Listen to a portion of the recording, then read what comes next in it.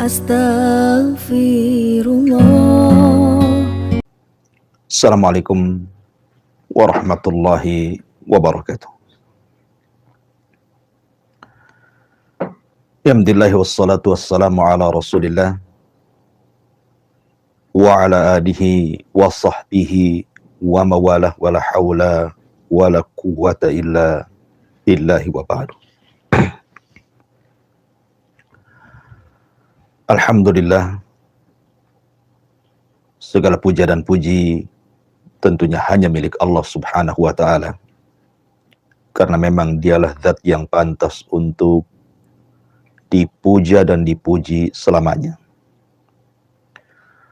Salawat dan juga iringan salam tetap tercurahkan kepada Rasul kita, qudwah kita, uswah kita, Nabi besar Muhammad sallallahu alaihi wa ala alihi wasallam.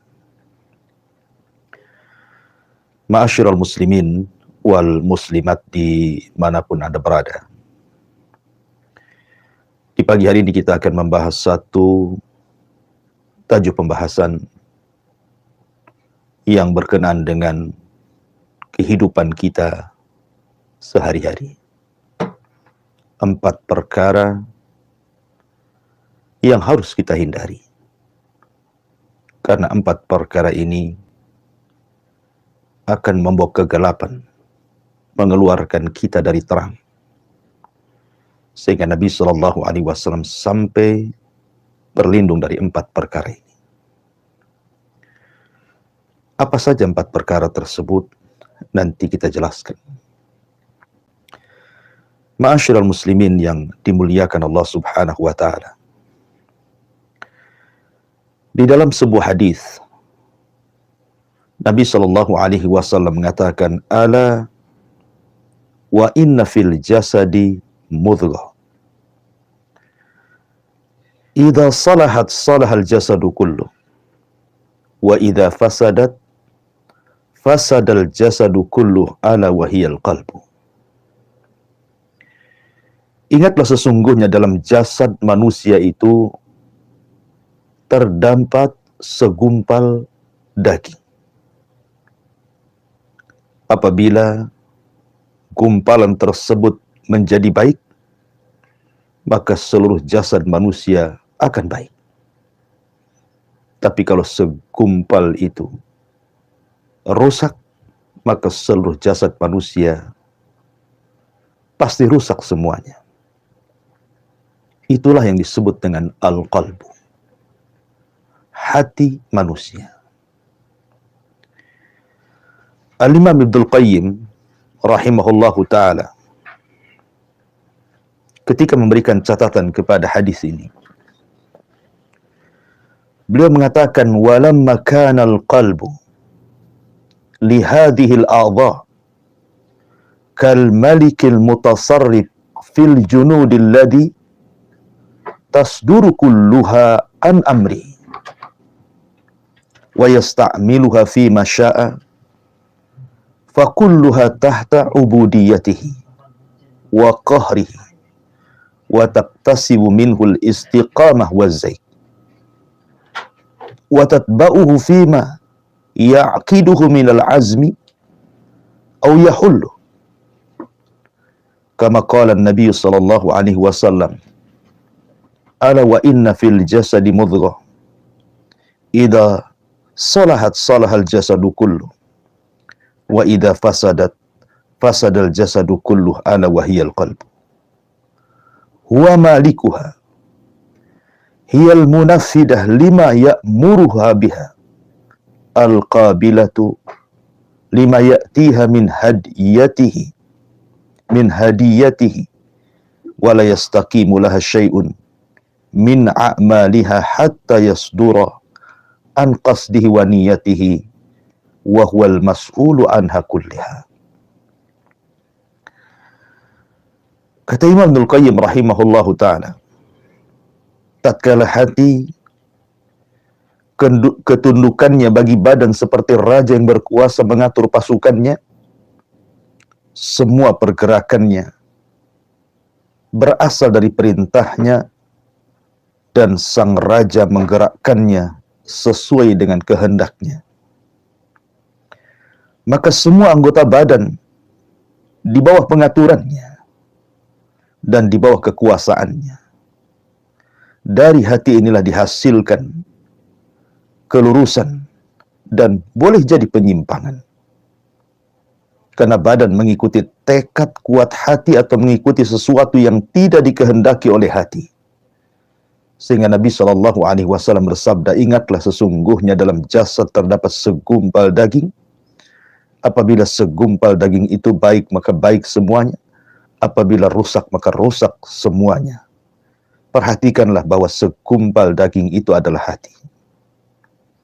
Hati adalah raja dari seluruh anggota badan. Dan badan itu taat terhadap perintah hati. Siap menerima petunjuk hati. Tidaklah lurus sebuah amalan sehingga amalan tersebut berasal dari tujuan dan juga niat hati. Dan hati bertanggung jawab atas seluruh amal badannya. Ucapan yang indah dari Al-Imam Ibnul Qayyim rahimahullahu ta'ala. Bahwa yang menentukan ketenangan badan manusia, bahwa yang tidak menjadikan terombang-ambingnya kehidupan manusia, bahwa kehidupan manusia akan terarah, itu ditentukan dengan hatinya. Apabila hatinya terang, maka perjalanannya pun terarah. Apabila hatinya gelap, maka hidupnya pun terombang-ambing tanpa arah tujuan. Begitulah posisi hati dalam badan, kata Imam Ibnul Qayyim rahimahullahu ta'ala. Ma'asyiral muslimin yang dimuliakan Allah subhanahu wa ta'ala, jangan lagi cerita di dunia orang yang hatinya gelap. Dia tidak bisa berjalan walaupun dunia seterik dengan terangnya matahari.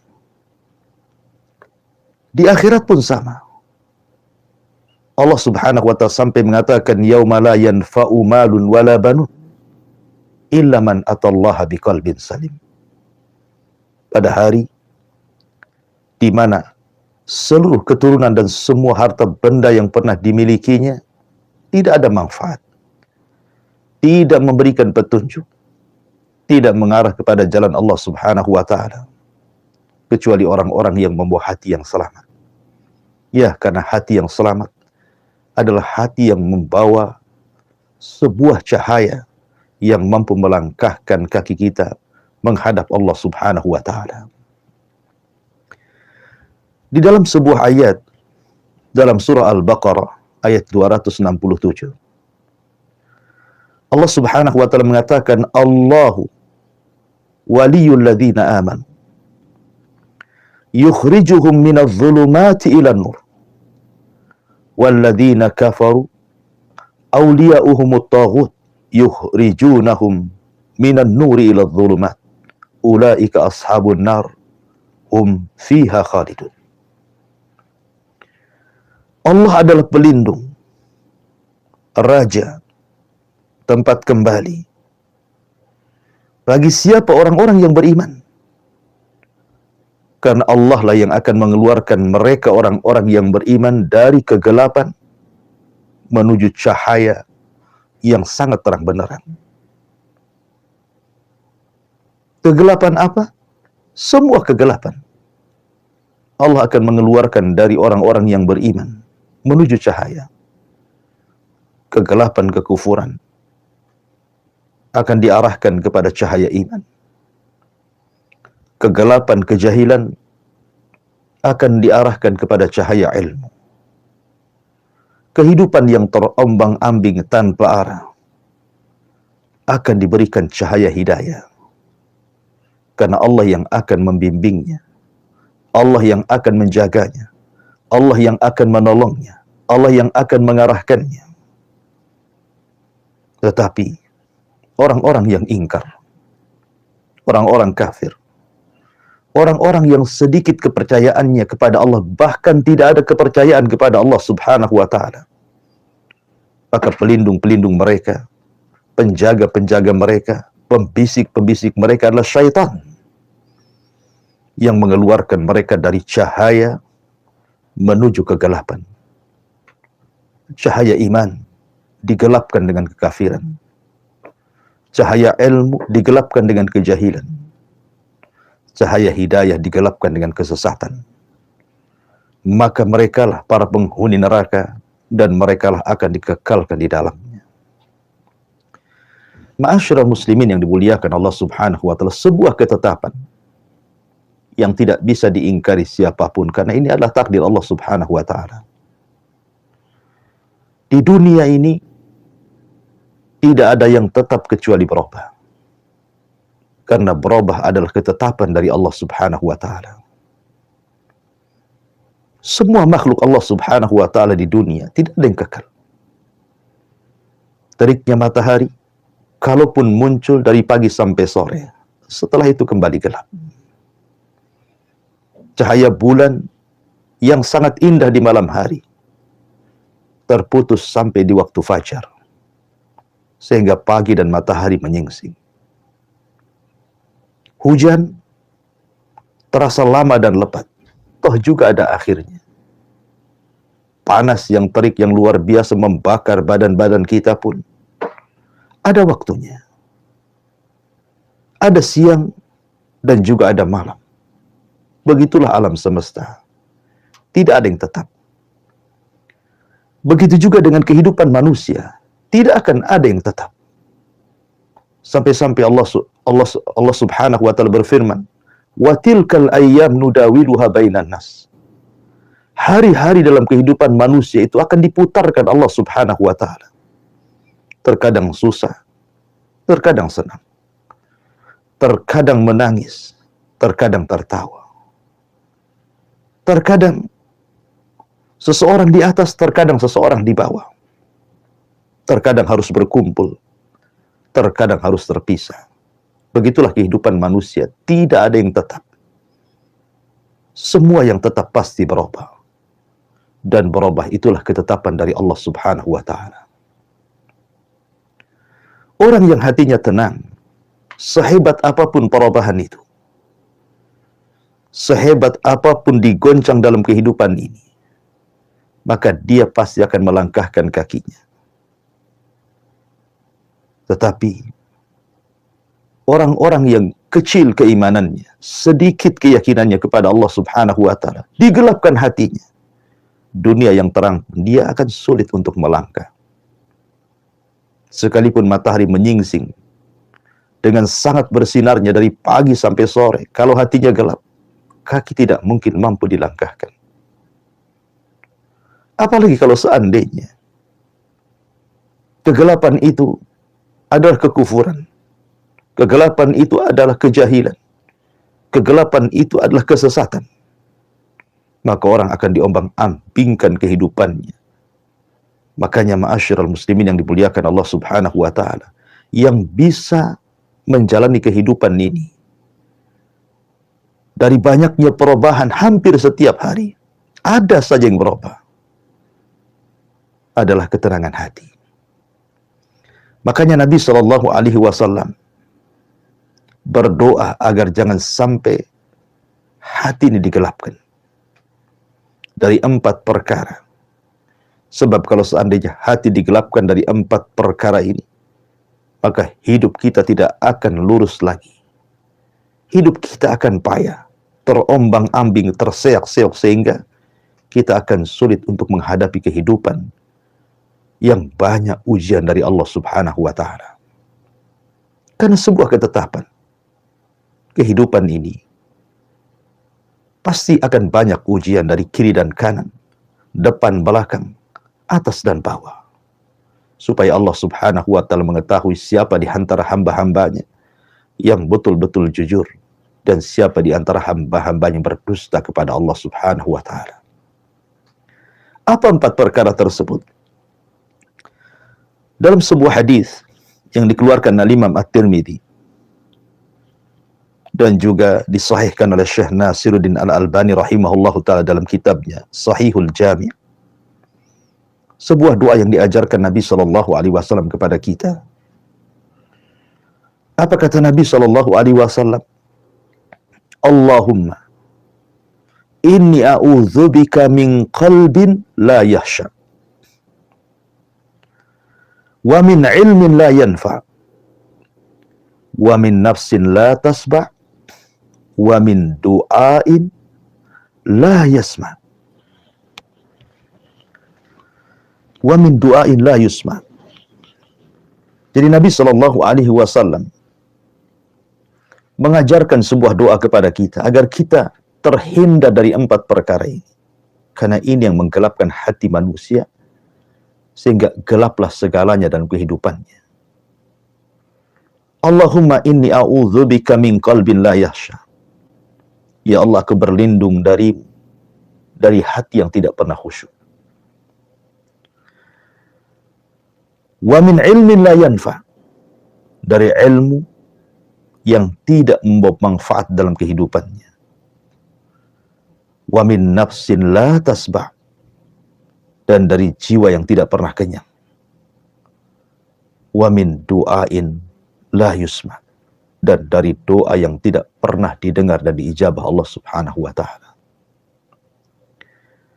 Ma'asyiral muslimin yang dimuliakan Allah Subhanahu wa ta'ala, baik kita rinci satu persatu. Di sini Nabi Shallallahu Alaihi Wasallam berlindung dari 4 perkara, dan harusnya pun sama. Kita sebagai umatnya pun harusnya lebih berlindung daripada Nabi Shallallahu Alaihi Wasallam, karena kita tidak ada jaminan seperti Allah menjamin Nabi Shallallahu Alaihi Wasallam tentang kemaksuman. Yang pertama, Allahumma inni a'udzubika min qalbin la yahsha. Ya Allah, aku berlindung kepadamu dari hati yang tidak pernah khusyuk.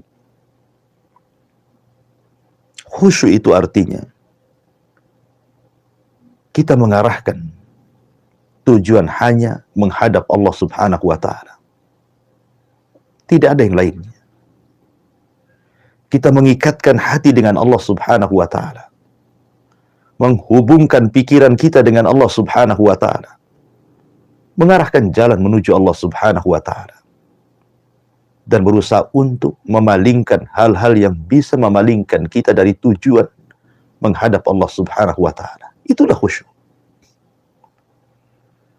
Contoh saja yang biasa kita dengar, istilah khusyuk itu biasanya digunakan dalam sholat. Karena sholat itu adalah hubung kait antara seorang hamba dengan Allah Subhanahu wa ta'ala. Makanya orang yang khusyuk dalam sholatnya, hatinya akan terpaut dengan Allah. Pikirannya akan terhubung dengan Allah Subhanahu wa ta'ala. Dunia itu kecil bagi dia, karena hanya Allah yang sangat besar. Dunia itu sempit bagi dia, karena Allah lah yang maha luas segalanya. Ketika orang sholat kemudian dia khusyuk,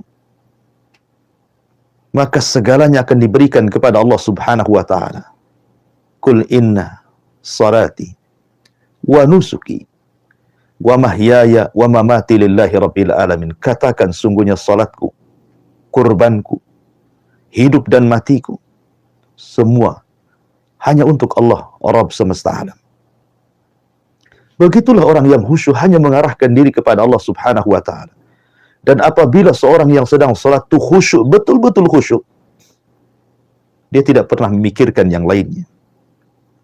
Dia tidak pernah memikirkan hutang yang melilitnya, persoalan luar yang menimpanya, musibah-musibah yang menerpanya. Karena itu makomnya dia harus mengarah kepada Allah Subhanahu wa ta'ala. Maka khusyuk dalam salat ini mampu merubah kehidupannya. Bukan hanya pengaruh kepada salat itu sendiri, tetapi pengaruh khusyuk ini akan sampai kepada kehidupan di luar salat orang yang salat itu sendiri. Ma'asyiral muslimin yang dimuliakan Allah Subhanahu wa ta'ala. Orang yang salatnya baik, artinya hubungan dia dengan Allah Subhanahu wa ta'ala baik. Dia tidak mengarah kecuali kepada Allah, tidak meminta kecuali kepada Allah, tidak berlindung kecuali kepada Allah, karena dia tahu Allah tempat berlindung bagi dia. Maka dia akan betul-betul ketika melangkah dalam kehidupan dunia ini, pasti akan diarahkan Allah Subhanahu wa Ta'ala. Karena khusyuk dalam salat mempengaruhi khusyuk di luar daripada salat. Ma'asyiral muslimin yang dimuliakan Allah Azza wa Jalla, ketika hati manusia ditambatkan hanya kepada Allah Subhanahu wa Ta'ala, dan Allah merespon kita, maka dunia bagi Allah itu kecil. Sehingga apapun persoalan kita dalam kehidupan dunia ini bisa kita lalui dan kita jalani. Karena semua sudah diarahkan oleh Allah Subhanahu wa Ta'ala. Ma'asyiral muslimin yang dimuliakan Allah Subhanahu wa Ta'ala, maka hati yang khusyuk, hati yang terarah kehidupannya menuju Allah Subhanahu wa Ta'ala, dia yakin bahwa dia berasal dari Allah dan akan kembali kepada Allah Subhanahu wa Ta'ala, maka itulah yang akan membawa ketenangan dalam hidupnya. Dia menambatkan hati yang jujur hanya kepada Allah Subhanahu wa Ta'ala. Sehingga ketika umpamanya Allah Subhanahu wa Ta'ala memberikan musibah kepadanya ataupun memberikan nikmat kepadanya, maka hati yang khusyuk adalah hati yang senantiasa bersyukur dan juga bersabar. Apabila ditimpa musibah, dia bersabar. Apabila diberikan nikmat, dia pun bersyukur. Itulah hati-hati yang khusyuk. Tapi sebaliknya, hati yang tidak khusyuk, maka hati yang tidak akan pernah tenang karena hati yang diliputi dengan kegelapan. Diberikan nikmat, dia tidak bersyukur. Diberikan ujian, dia pun tidak bersabar. Hidupnya terombang-ambing dan tidak terarah. Walaupun diberikan nikmat, dia gunakan untuk berpoya-poya dan berhura-hura, sehingga tidak ada ketenangan dalam hidupnya. Apabila ditimpa kemalangan, musibah, maka makin gelap hatinya. Dia pun murka, menyalahkan takdir, menganggap ujian itu sebagai adab bagi dia, na'udzubillah. Oleh karena itulah maka Nabi SAW berlindung kepada Allah Subhanahu wa Ta'ala, jangan sampai hati ini tidak khusyuk. Karena ketidakkhusyuan hati itu akan menggelapkan pikiran, menggelapkan hati, sehingga hidup kita terombang-ambing tanpa arah tujuan yang jelas. Ini yang pertama. Yang kedua, wa min ilmin la yanfa, dari ilmu yang tidak membawa kemanfaatan. Apalah gunanya orang cerdas kalau tidak membawa kemaslahatan? Apa gunanya orang-orang yang diberikan kecerdasan pikirannya kalau seandainya hanya untuk membahayakan manusia dan membahayakan dirinya sendiri? Jangan lagi urusan agama yang jelas-jelas pasti orang yang punya pengetahuan agama tapi tidak bermanfaat bisa menyesatkan dirinya dan bisa menyesatkan orang lain. Ilmu di dunia saja bisa merusak orang. Kita bisa melihat ketika ilmu teknologi dalam persenjataan dunia makin bertambah canggih dan bertambah berkembang, membuat kekhawatiran manusia. Lihat perang dunia yang sudah berlalu, bom atom yang kemudian menghancurkan berbagai macam jiwa-jiwa manusia yang tidak bersalah. Yang boleh jadi mungkin persenjataan sekarang jauh lebih mutakhir dibandingkan persenjataan dulu, yang mungkin hanya meledakkan beberapa wilayah, mungkin sekarang berwilayah-wilayah, sehingga membuat kekhawatiran manusia. Kalau seandainya terjadi perang kemudian diledakkan senjata-senjata canggih itu seperti nuklir dan yang semacamnya, maka ini akan mengancam jiwa. Kalau pengetahuan seperti ini saja, urusan dunia, bisa merusak manusia, menghilangkan jiwa-jiwa manusia, betapa murahnya jiwa manusia. Bagaimana lagi kalau seandainya ilmu yang tidak bermanfaat ini justru berkaitan dengan agama? Tentu bukan hanya satu jiwa yang dirusaknya. Boleh jadi ribuan jiwa tersesatkan dengan ilmu yang tidak manfaat itu. Bukan hanya sekedar tidak manfaat bagi dirinya, bahkan mencelakakan orang lain. Ma'asyiral muslimin yang dimuliakan Allah Subhanahu wa ta'ala, dan itu banyak kisah-kisah di dalam Al-Qur'anul Karim atau dalam hadis-hadis Nabi sallallahu alaihi wasallam. Sebut saja kisah Bal'am bin Ba'urah. Orang yang cerdas, alimnya Bani Israel, dicintai oleh Bani Israel, tapi pengetahuannya tidak manfaat ketika kemudian dunia menguasai dirinya. Dia pun mendoakan kecelakaan kepada Nabi Musa dan juga para pengikutnya yang beriman. Akhirnya kemudian menjadikan Nabi Musa dan orang-orang yang beriman diberikan oleh Allah Subhanahu wa ta'ala ujian karena satu orang yang tersesatkan sehingga dia tidak bisa keluar dari bumi perjanjian selama 40 tahun. Begitulah akibat ulah orang yang berilmu tapi tidak membawa kemanfaatan.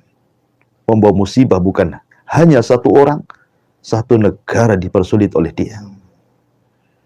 Ma'asyiral muslimin yang dimuliakan Allah Subhanahu wa ta'ala, maka kita berdoa kepada Allah Subhanahu wa ta'ala, jangan sampai kemudian Allah anugerahkan kecerdasan baik dunia ataupun akhirat, kemudian tidak membawa kemanfaatan dalam kehidupannya, justru membawa kegelapan bagi manusia. Kemudian yang ketiga, kata Nabi sallallahu alaihi wasallam, wa a'udzubika min nafsin la tasbah, dan aku berlindung dari jiwa yang tidak pernah kenyang. Jiwa yang tidak pernah kenyang ini sangat bahaya sekali. Dalam sebuah hadis Nabi sallallahu alaihi wasallam bersabda, "Lau anna libni Adam wadiyani min dhahab." Kalau seandainya anak Adam diberikan 2 lembah emas, ahab ayyakuna lahu wadiyan walan yamla'a fah illa turab. Pasti dia berkeinginan juga untuk mendapatkan 2 lembah yang lainnya, dan tidak ada yang menghentikannya kecuali tanah yang telah menguburkannya. Jiwa yang tidak pernah kenyang adalah jiwa yang dikuasai hawa nafsu. Itu yang disebutkan dalam Al-Quran, wa innan nafsa la'ammaratun bisu. Sesungguhnya jiwa itu senantiasa memerintahkan kepada keburukan. Jiwa yang tenang adalah jiwa yang mengarahkan kepada kedamaian. Tapi jiwa yang tidak pernah kenyang akan mengarahkan kepada kegelapan, akan mengarahkan kepada kerusakan. Karena kita lihat, ketika jiwa itu tidak pernah kenyang, tidak pernah kenyang dengan hartanya, tidak pernah kenyang dengan jabatan, pangkat dan kepemimpinannya, tidak pernah kenyang segalanya, maka segala perkara-perkara dia akan tempuh walaupun di dalamnya ada keharaman, ada kesesatan, dan begitu seterusnya. Dia tidak akan peduli. Sebagaimana hadis Nabi sallallahu alaihi wasallam, "Sayati alaikum zaman," akan datang zamannya kepada kalian, kata Nabi sallallahu alaihi wasallam, "La yubalil mar'u bima akhadal mal." Manusia tidak akan peduli dari mana harta dia ambil, dari mana harta dia raih. Amin halalin amin haramin, kata Rasul. Apakah dari yang haram ataukah yang halal? Karena tujuannya hanya semata-mata urusan dunia, hatinya dikuasai dengan hawa nafsu, tidak pernah kenyang, tidak pernah qanaah dengan pemberian dari Allah Subhanahu wa ta'ala. Dan ini membahayakan, karena dia akan menghalalkan segala cara, walaupun harus mendolimi orang, walaupun harus menyakiti orang, bahkan walaupun harus membunuh orang, demi tercapai cita-citanya bisa saja dia lakukan. Itulah hati-hati yang membawa kegelapan, hati yang tidak pernah kenyang dengan pemberian Allah Subhanahu wa ta'ala. Ma'asyiral muslimin yang dimuliakan Allah Subhanahu wa ta'ala, ketika hati tidak pernah kenyang, maka segalanya halal bagi dia, walaupun itu haram. dia akan menyikut ke kanan ke kiri. Dia akan melabrak batasan-batasan yang Allah Subhanahu wa taala telah batasi. Padahal Allah Subhanahu wa taala memiliki batasan-batasan, dan batasan-batasan Allah adalah keharaman-keharaman yang tidak boleh dilanggar. Tapi orang-orang yang hatinya tidak pernah kenyang, tidak pernah redha dengan pemberian Allah Subhanahu wa taala, maka hatinya akan gelap. Betapa banyak orang-orang yang kemudian ditimpa musibah dan kemalangan, entah kesehatan, entah kekayaan, entah jabatan. Mungkin dia sakit, mungkin dia gulung tikar, boleh jadi dia dicopot dari jabatannya. Hati-hati yang tidak tenang, hati-hati yang tidak kenyang adalah hati-hati yang gelap dan tidak bisa menghadapi kenyataan.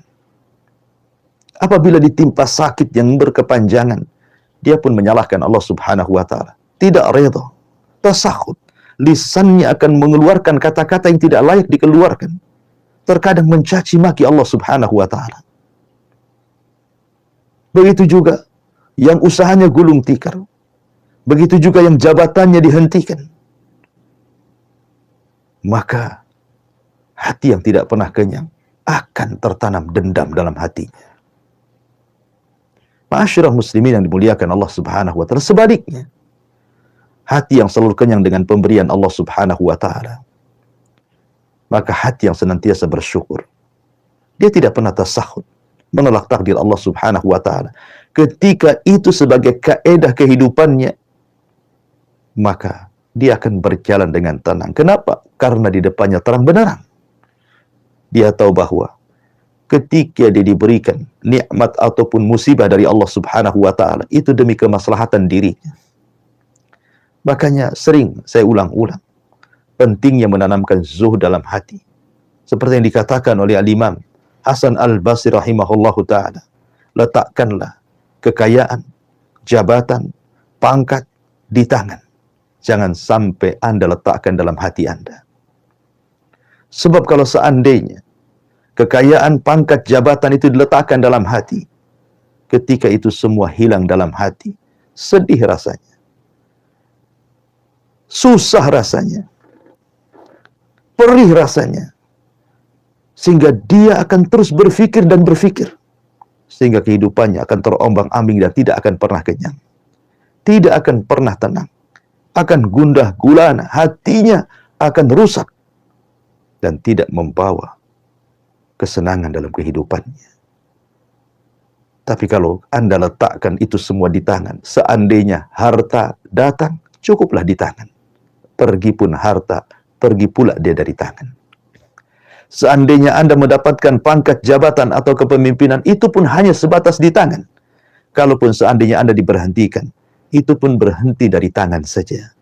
Hati ini betul-betul diberikan kepada Allah Subhanahu wa taala.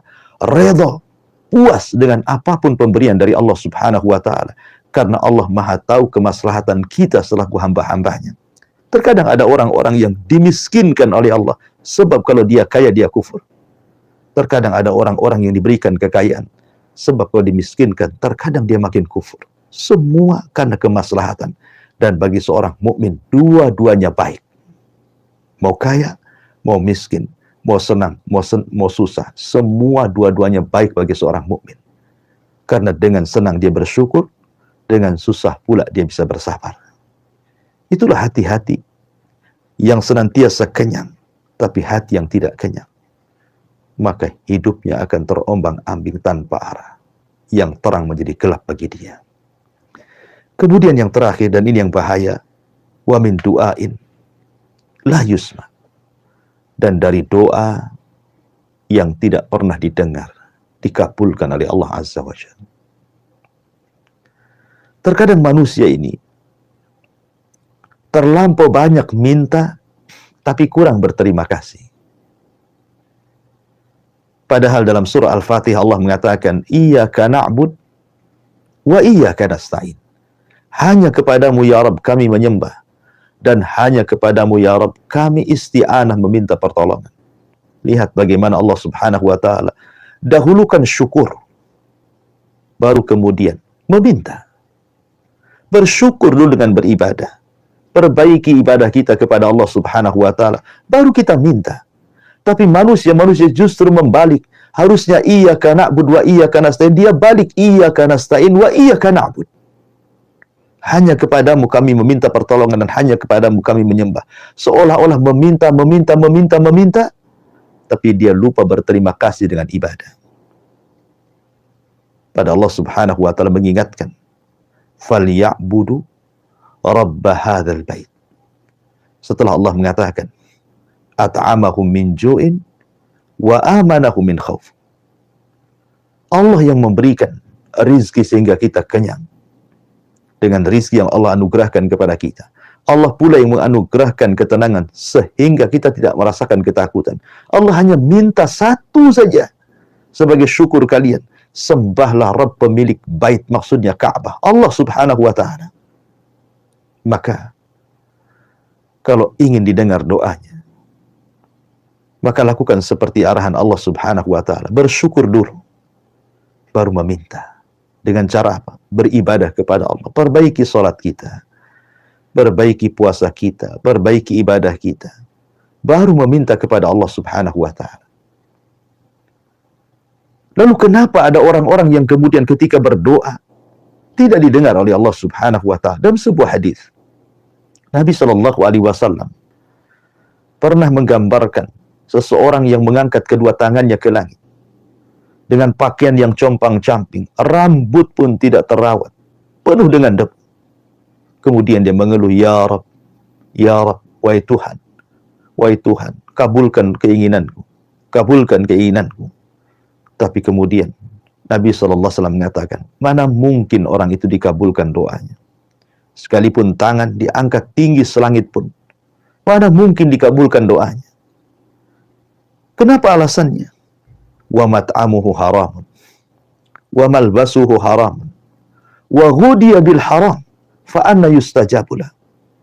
Ketika makanan yang ia makan adalah makanan yang haram, ketika pakaian yang ia pakai beli dari hasil yang haram, bahkan badan dia dari kecil sampai besar dibesarkan dari benda-benda haram, bagaimana akan dikabulkan doanya? Ma'asyiral muslimin yang dimuliakan Allah Azza wa Jalla, orang yang tidak pernah dikabulkan doanya akan gelap kehidupannya. Karena dia meminta sesuatu tidak pernah diberikan. Jangankan lagi kita meminta kepada Allah Subhanahu wa ta'ala, zat pemilik kita semuanya, pemilik alam semesta. Terkadang seseorang, sesama manusia saja, ketika kemudian meminta dan tidak diberi, rasanya hati ini kecil hati. Rasanya hati ini terasa sempit. Melangkah pun sudah lunglai, karena keinginannya tidak dipenuhi. Apalagi Allah Subhanahu wa ta'ala. Bagaimana kalau seandainya Allah tahan rizki kepada kita? Bagaimana kalau Allah Subhanahu wa ta'ala tahan hidayah kepada kita? Tentu kegelapan yang hanya meliputi kehidupan kita. Makanya kenapa kita berlindung jangan sampai doa-doa kita tidak akan diterima. Karena itu yang menggelapkan kehidupan kita. Sehingga ketika kita meminta hidayah, diberinya kesesatan. Ketika meminta ilmu, diberikannya pula kejahilan. Ketika minta iman, diberikannya pula kekufuran. Gelap hatinya. Tapi orang-orang yang senantiasa didengar doanya, mereka akan melangkahkan kaki dengan arahan yang jelas. Meminta iman, diberikan iman. Meminta ilmu, dianugerahkan ilmu. Meminta rizki, diberikan rizki. Gimana tidak tenang kehidupannya? Oleh karena itulah 4 perkara ini sangat bahaya. Berlindunglah dari Allah Subhanahu wa ta'ala. Jangan sampai kita ini memiliki hati yang tidak pernah khusyuk, memiliki ilmu yang tidak pernah manfaat, memiliki jiwa yang tidak pernah kenyang, dan juga berdoa tapi tidak pernah didengarkan. Wallahu a'lam bishawab, mudah-mudahan ada manfaatnya. Saya kembalikan kepada moderator, falyatafaddal mashkura. Baik, Ustaz, jazakallahu khairan, barakallahu fikum. Terima kasih banyak Ustaz untuk penyampaian ilmu din al-Islam yang sangat berfaedah sekali bagi kita semua, sahabat pendengar Radio Al FM Batam dan penyimak YouTube Al TV. Alhamdulillah, dan kita simak majelis taklim kita pagi hari ini. dengan bimbingan oleh guru kita Ustaz Abu Humairah Hafizahullah Ta'ala, kita akan bertanya jawab. Silakan sahabat pendengar HAM dimanapun Anda semua berada untuk ikut serta dengan kami, kaum muslimin dan muslimah. Sahabat pendengar HAM dapat mengirimkan pertanyaan pada nomor 081803106106 maupun pada nomor 081170061006. Di pagi hari ini ada Bapak Wawan. Ustaz, ada Bapak Wawan di Batang Kota. Pertanyaan dari Bapak Wawan di Batang Kota, Ustaz, mengenai beramal dalam hal baca Al-Quran. Saya pribadi membaca Al-Quran itu menggunakan bacaan yang dalam bahasa Indonesia itu, karena untuk membaca dalam bahasa Arabnya saya agak sulit ya. Jadi untuk sedikit membantu saya membaca Al-Quran itu menggunakan tulisan bahasa Indonesianya. Bagaimana dengan yang demikian ini, Ustaz? Apakah boleh atau tidak? Lalu apakah ada pahala dalam kegiatan yang saya lakukan ini? Ya, alhamdulillah, salatu wassalamu ala rasulullah. Ada pertanyaan. Seorang bapak yang kurang lancar membaca Al-Quran, sehingga dia membaca Al-Quran dari tulisan Latinnya. Dan alhamdulillah, Allah mudahkan. Sekarang banyak terjemahan Al-Quran dari bahasa Arab ke bahasa Latin dan juga terjemahannya. Dan itu memudahkan kita untuk membaca Al-Quran. Tetapi nasihat saya, Bapak harus belajar membaca Al-Quran. Dan punya keinginan untuk belajar membaca Quran. Karena bagaimanapun Quran itu pedoman. Semakin indah dia membaca, semakin membawa ketenangan. Dan jangan pernah malu dengan usia. Karena Quran itu tidak pernah melihat usia. Saya teringat dahulu waktu masih belajar di Yaman. Ada seorang kakek, tidak bisa baca Quran. Tetapi keinginan kuat menghafal Qurannya luar biasa. Akhirnya dia membeli, kalau dulu itu semacam tip kaset, ya, karena belum ada MP3 apalagi, dan yang semacamnya zaman itu kan pakai kaset. Dia beli kaset 30 juz. Kemudian dia dengarkan setiap hari, setiap waktu. Setiap dia mendengar satu ayat, dia ulang-ulang sampai 100-200 kali. Setelah dia mungkin berpindah ke ayat berikut, berpindah kepada ayat berikut, bertahun-tahun. Akhirnya, Allah pun anugerahkan dia sanggup menghafal Quran padahal tidak bisa baca Quran. Bukankah tidak ada yang mustahil bagi Allah? Mungkin kita katakan, mustahil, dia tidak baca Quran pun tidak bisa. Apalagi pula hafal Quran. Tapi ada rupanya orang-orang yang hafal Quran, tapi tidak bisa baca Quran. Dengan cara apa? Mendengar. Ya. Walaupun ada orang-orang seperti ini, tentu tidak banyak. Hanya orang-orang yang Allah anugerahi nikmat saja. Bagaimanapun, kalau saya anjurkan, tetaplah belajar Quran. Panggil guru privat. Belajar dari Iqra dulu. Dengan pelan-pelan. Ya. Kemudian, terus beranjak. Insya Allah. Man yuridillahu khairan yufaqihu fiddin. Siapa yang dikehendaki atau menghendaki sebuah kebaikan, pasti Allah cerdaskan dia. Siapapun yang ingin mencari kebaikan, Allah berikan kecerdasan. Pertanyaannya, sekarang posisi Bapak ini tidak mungkin kurang lancar ya baca Qur'annya. Akhirnya terpaksa dia bawa bacaan Latinnya karena ingin membaca Qur'an. Keinginan Bapak baca Qur'an itu sudah dapat pahala insya Allah. Keinginan Bapak saja ingin membaca Qur'an, belum membaca Qur'an, itu sudah pahala. Apalagi kemudian Bapak baca Quran walaupun dengan Latinnya. Makanya ada hadis yang mengatakan walladzi yatata'u fihi lahu ajran. Orang yang tertatih-tatih membaca Quran, saking sulitnya, maka dapat 2 pahala. Pahala kesungguhannya dan pahala bacaannya. Teruslah, jangan kendor. Walaupun dari Latinnya, terus baca Quran. Tetapi sekali lagi, haruslah ada perbaikan setiap harinya. Karena bahasa Latin akan berbeda dengan bahasa Arab aslinya. Kalau Anda tahu huruf-huruf dalam bahasa Arab itu ada makharijul huruf. Ada tempat-tempat keluar huruf. Di situ ada kefasihan bahasa, membedakan antara huruf sin dengan shin, ya, dod dengan dod, dan begitu seterusnya. Itu akan sulit kalau kita praktekkan dalam membaca Latinnya. Dan itu akan mudah kalau kita praktekkan membaca bahasa Arabnya. Makanya teruslah, jangan pernah kendor. Walaupun sekarang mungkin masih membaca Quran lewat tulisan Latin, tetapi ada upayalah. Apalagi sekarang medsos juga dipermudah. Ada belajar Quran lewat YouTube dengan sistem mudah. Tinggal klik saja, tiap hari belajar, insya Allah. Sekali lagi Rasul mengatakan, man yuridillahu khairan yufaqihu fiddin. Siapa yang menghendaki kehidupannya baik, pasti Allah cerdaskan dalam agamanya. Wallahu a'lam. Baik, Ustaz. Jazakallahu khairan. Terima kasih Ustaz untuk pencerahannya, untuk menanggapi pertanyaan dari Bapak Wawan di Batam Kota. Insya Allah jadi ilmu yang berfaedah bagi kita semua. Selanjutnya ada pertanyaan dari Bapak Samsuri. Bapak Samsuri masih di Batam Kota juga. Ustaz, pertanyaan dari Bapak Samsuri di Batam Kota. Ustaz, maaf ingin bertanya, apakah dalam sholat itu, baik sholatnya sendiri ataupun sholatnya berjamaah, apakah itu akan memberikan ketenangan hati, Ustaz? Lalu Ustaz, dalam sholat itu, dalam misalnya ketika sebagai makmum ya, apakah membaca sami Allahu liman hamidah atau cukup langsung baca Rabbana wa lakal hamd, Ustaz? Ya, alhamdulillah, salatu wassalamu ala Rasulillah, amma ba'd. Ketenangan hati dalam sholat itu tergantung kualitas sholat. Kalau kualitas sholatnya baik, maka juga akan menghasilkan ketenangan yang baik. Tapi kalau sholatnya tidak terlampau baik atau sama sekali tidak baik, maka itu pun tidak akan bawa ketenangan dengan baik dalam hatinya. Sholat ini perkara yang luar biasa sebenarnya. Sampai-sampai Aisyah radhiyallahu anha mengatakan, kana Nabi sallallahu alaihi wasallam idza hajabahu amrun fasiya ila shalah.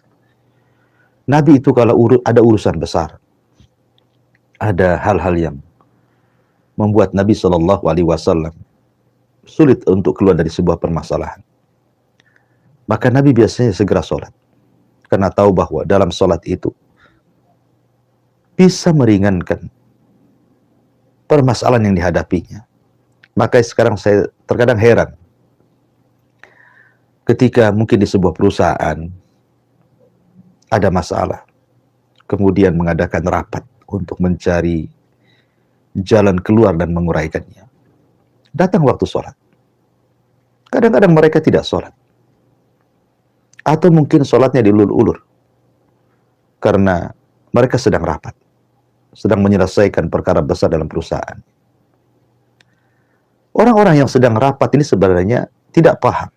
Kalau seandainya mereka terhenti ketika waktu sholat, kemudian mereka sholat, selesai sholat, kemudian mereka rapat kembali, hakikatnya dengan sholat itu sudah mengurai permasalahan yang sedang dirapatkannya sebenarnya. Karena ketika rapat kedua setelah Anda sholat, berarti Anda sedang mengundang Allah dalam rapat. Dan tidak ada permasalahan besar kalau Allah terlibat, pasti Allah akan urai dan menjadi kecil. Dan tidak ada perkara kecil kalau Allah tidak terlibat, pasti akan sulit untuk terurai, bahkan bisa jadi menjadi besar. Oleh karena itulah maka sholat akan membawa ketenangan, menyelesaikan masalah. Karena dalam sholat itu ada kata-kata iyyaka na'budu wa iyyaka nasta'in. Isti'anah, meminta pertolongan kepada Allah Subhanahu wa ta'ala. Oleh karena itulah maka kualitas ketenangan juga ditentukan dengan kualitas sholat. Ketika Anda sholat sendiri dan berjamaah, tentu akan berbeda kualitasnya. Karena bagaimanapun secara pahala juga akan berbeda. Dan secara hasil pun akan berbeda. Karena manfaatnya juga akan lebih banyak yang berjamaah dibandingkan yang sholat sendiri. Bukan berarti kemudian sholat sendiri tidak sah, tidak.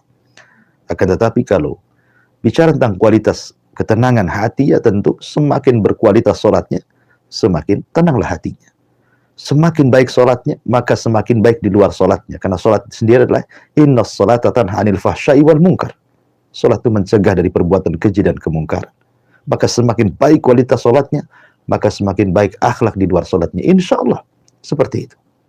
Ya, jadi intinya perbaiki kualitas sholat dari mulai rukun-rukunnya, syarat-syaratnya, sunnah-sunnahnya, wajib-wajibnya. Insya Allah akan lebih banyak lagi mendatangkan ketenangan bagi kita. Ala, kata Allah Subhanahu wa taala mengatakan, ala bi dzikrillahi tatmainnul qulub. Ingatlah dengan berzikir mengingat Allah, apalagi dalam salat, itu akan lebih memberikan ketenangan dalam jiwa. Adapun tentang pertanyaan yang kedua, ketika Anda posisinya menjadi makmum, bukan menjadi imam, ketika imam membaca Sami Allahu liman hamidah, apakah Anda juga membaca Sami Allahu liman hamidah ataukah cukup membaca Rabbana walakal hamd? Ini masalah khilafiyah para ulama. Masalah khilaf para ulama. Ada yang membolehkan dua-duanya dibaca. Ada yang cukup membaca Rabbana walakal hamd. Terserah Anda mau memilih pendapat yang mana yang sesuai dengan keterangan hati Anda, mana yang lebih kuat daripada dalil, maka ambillah pendapat itu. Karena bagaimanapun beribadah itu harus dengan keyakinan. Karena Allah itu kita sembah. Keberadaan Allah itu yakin dan kita sembah dengan keyakinan. Dan itu hanya bisa didatangkan dengan ilmu. Wallahu a'lam. Baik Ustaz, jazakallah khairan Ustaz untuk nasihatnya, untuk menjawab pertanyaan Bapak Samsuri di Batam Kota tadi. Insya Allah jadi ilmu yang berfaedah bagi kita semua. Ada pertanyaan hadir lagi Ustaz dari Bapak Ibu hamba Allah masih di Batam Kota juga. Pertanyaan dari beliau ini, Ustaz, andai kan kita mendapat nikmat dari Allah di setiap waktunya, apakah di setiap mendapat nikmat dari Allah itu boleh kita melakukan sujud syukur Ustaz? Lalu andaikan boleh, apakah harus menghadap kiblat, suci, dan ada syarat-syarat atau bacaan khususnya Ustaz? Bagaimana dengan demikian ini Ustaz? Ya, alhamdulillah. Salatu wassalamu ala rasulillah mabad. Sujud itu ada beberapa sujud yang dianjurkan dalam Islam. Ada namanya sujud dalam sholat. Sujud dalam sholat juga namanya sujud sahwi. Ada sujud tilawah. Dan juga ada sujud syukur. Tentu akan berbeda. Sujud tilawah disebabkan karena dia membaca atau mendengar ayat sajidah dibacakan. Ada sekitar 14 atau 15 ayat dalam Al-Quran tentang sujud tilawah. Sujud sahwi apabila Anda lupa. Maka dalam sholat, baik sholat wajib atau sunnah, maka disyariatkan sujud sahwi. Dan ada sujud yang ma'ruf dalam sholat. Adapun sujud yang ditanyakanlah mendapatkan nikmat atau disebut dengan sujud syukur, itu disebabkan karena mendapatkan nikmat. Dan sujud syukur itu tidak ada syarat-syarat seperti sujud-sujud yang lainnya, harus suci, kemudian harus tertutup auratnya. Seandainya Anda sendirian di rumah seorang wanita, Anda sedang pakai pakaian yang biasa saja, tidak anggaplah membuka aurat, tapi kan tidak ada yang melihat kecuali di rumah. Tiba-tiba kemudian ada telepon dari suami bahwa dia mendapatkan nikmat dari Allah Azza wa Jal, mungkin berupa harta atau yang lainnya. Anda merasa gembira, langsung sujud. Ya, langsung sujud. Maka tidak ada masalah. Jadi memang aturan sujud syukur itu tidak sebagaimana sujud yang lainnya. Ya, dan sujud saja. Apakah ada bacaan yang mungkin kembali kepada dalil umum tentang bacaan sujud, subhana rabbiyal a'la. Ya, itu dalil umum tentang bacaan sujud ya.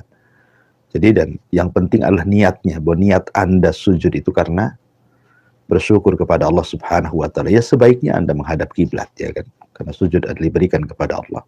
Ya menghadap kiblat. Tapi terkadang saking bahagianya seseorang kadang-kadang lupa arah, langsung sujud. Tidak masalah. Ainama tuwallu fathamma wajhullah. Kemanapun kau arahkan, disitulah ada wajah Allah Subhanahu wa taala. Wallahu a'lam. Jazakallah khairan Ustaz untuk jawabannya untuk pertanyaan dari hamba Allah tadi. Satu pertanyaan terakhir Ustaz yang hadir di pagi hari ini dari Ibu Umi Abdillah di Batam Kota lagi. Ustaz mohon nasihatnya untuk istri yang memiliki suami yang kalau sedang di rumah atau lagi nggak kerja, kerjaannya itu hanya main HP dan tidur.